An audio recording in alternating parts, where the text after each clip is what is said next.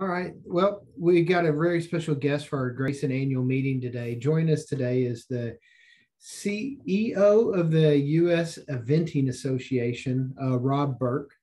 As we like to say at Grayson, equine research knows does not know a breed, a discipline, size, or a shape. And our problems come in all forms. Very rarely does a virus or a disease go up to a horse and ask it what it is before it attacks. It just happens. One of the things that we try to do at Grayson is expand beyond our traditional donor base of thoroughbred owners and breeders. One of the first people to join up with us and recognize the value of equine research was Rob Burke in the U.S. Eventing Association.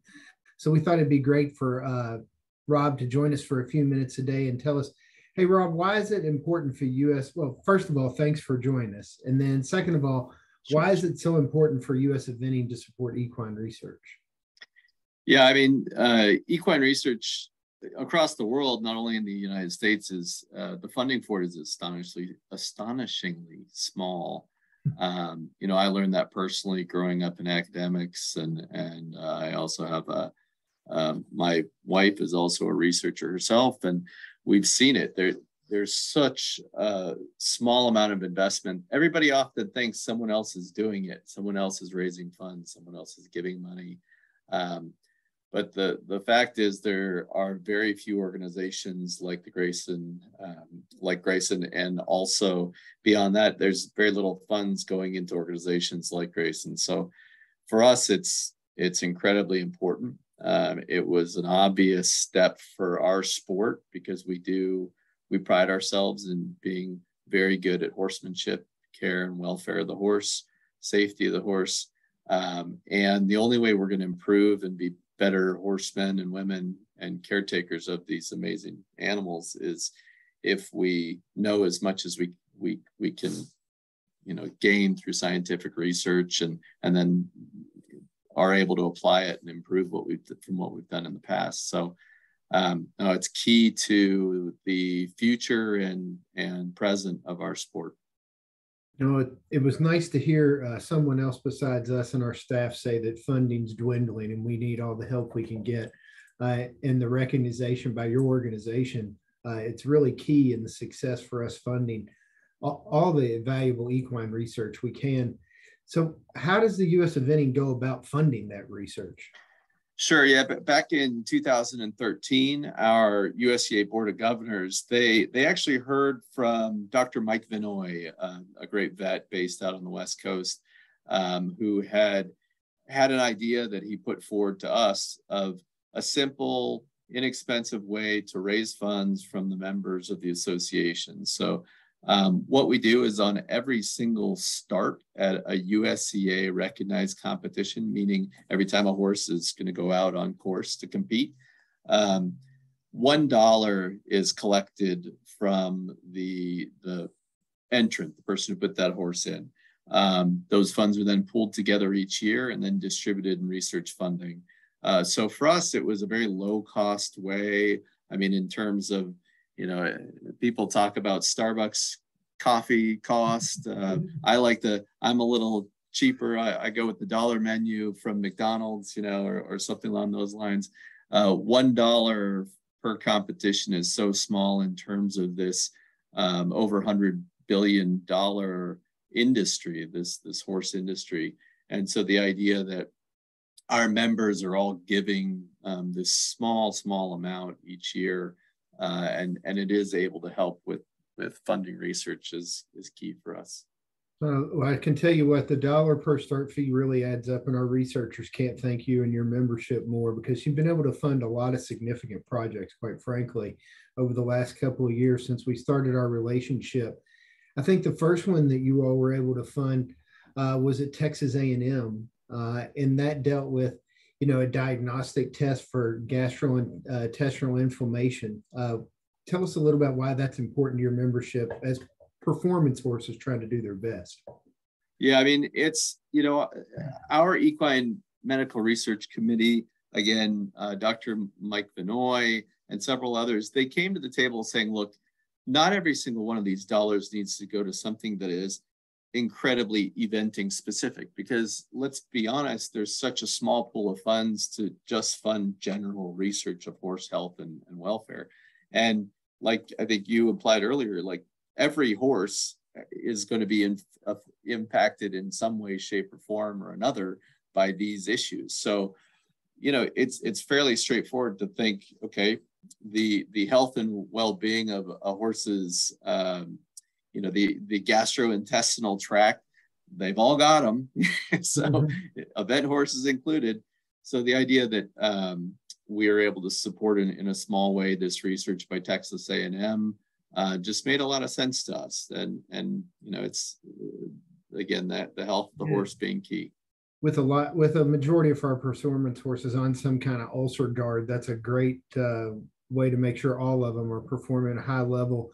And then the next two projects are really, I think that the eventing community is a key supporter, and they're pretty keenly aware of the problems associated with the horse population, not just eventing, but the general horse population. And that's tendon repair. And you funded a great project at NC State that's looking at new ways to fund tendon injury. And we know that the eventers, we don't need to go into detail about why tendon injuries are important for lifting a 1,000-pound animal off the ground over and over, and then show jumping and the gracefulness of dressage, but also the one at the University of Minnesota. And that's a really good project that we funded last year, and we're looking forward to the results. And that's predicting arrhythmias through resting EKGs, the electrocardiogram. And I know that, talk about why the electrocardiogram and this research is important to your community. Yeah, absolutely. I mean, you know, obviously eventing is, you know, we call it the triathlon of equestrian sport because it does have these three phases, as you know, all your researchers and participants are aware. We put a lot of importance on stamina, strength of the animal. So for us, as you know, we've been very transparent over the years. I'd say we're very proud about how transparent we are about anything that goes wrong in competition. You know, we're very good about putting out stats. We're very good about if we do have a fatality of horse or rider, we are transparent about it. We don't sweep anything under the rug. We want everyone to be aware, because for us, it's a measure of how we're doing as a sport in caring for our horses and caring for our riders, right? So from a horse perspective, cardiopulmonary, the strain on cardiopulmonary health, you know, for us, we've seen that it's one of the major factors involved in failure of event horses. And so, you know, this, as you've kind of let in, this is probably one of the more important studies we've been involved in funding. We've done other research in the past, funding research like this. But yeah, I mean, we found that this project from Dr. McHugh and the team at University of Minnesota made a lot of sense for us, because ultimately, you know, we want to solve this puzzle. We want to create the best ways to detect these issues before a horse goes out on course. Because it's better for the animal, and then ultimately the sport will benefit from it. Yeah, but it's important to the thoroughbred world as well, as you said, the transparency. As we publish an equine injury database as the Jockey Club, and one of the things we've noticed as we've been able to reduce musculoskeletal injuries, we haven't been as lucky or as able to identify those non-musculoskeletal injuries, most of them being sudden death or arrhythmias. So this research is it's important to the whole world, I think, of equestrian, where high performance horses are going, and very important. I think another great thing that the U.S. Eventing Association has been able to do is we've been able to join you at other events, where it's the Land Rover 3-day event here, and kind of join as a team and spread our message of what you all are doing as far as, let me tell you, your membership, what you're doing for you guys in funding this research, because it's hard to distribute that word. But what do you see as the future of the program with this? Yeah, I mean, for us at the USEA, I mean, we will absolutely continue to invest in this. It's a no-brainer for us, and I hope in the future we can continue to grow that fund and actually put in more every year. And then beyond that, you know, we've been over the last 9, now going on 10 years of this project, we've been trying to tell the other organizations out there that that are equestrian sports organizations, not necessarily racing, not necessarily eventing. We've been trying to explain to them what we're talking about here today, the small amount of research dollars that are out there, how, you know, for us, our members, they love the outcome of the research. They have, I don't think we've ever received a complaint about that $1 per start in the history since it's been around for the last decade. So the idea that people will be upset about it, they won't. You know, it's, and when you see the outcomes, it's better for our sports to be showing that we're putting some effort into raising funds to care for the health and welfare of the horse, because nobody else is going to do it. It's up to us. And so, you know, we're just going to keep kind of, I'd say, evangelizing this message that to all the other sports to consider doing something similar. $1 per start, $1 per show entry, class, whatever it may be. Please consider doing it. And again, we'll keep trying to spread that message.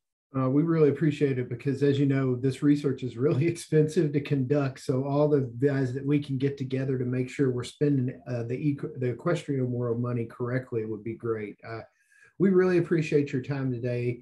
And more importantly, we appreciate your membership's efforts in funding equine research.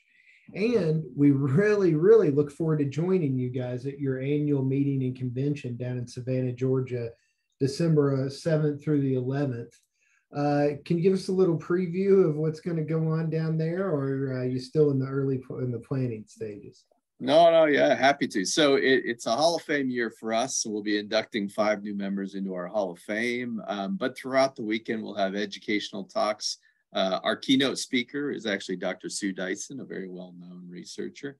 And we're going to have other talks that are very specific to care, health, and training of eventing horses in general.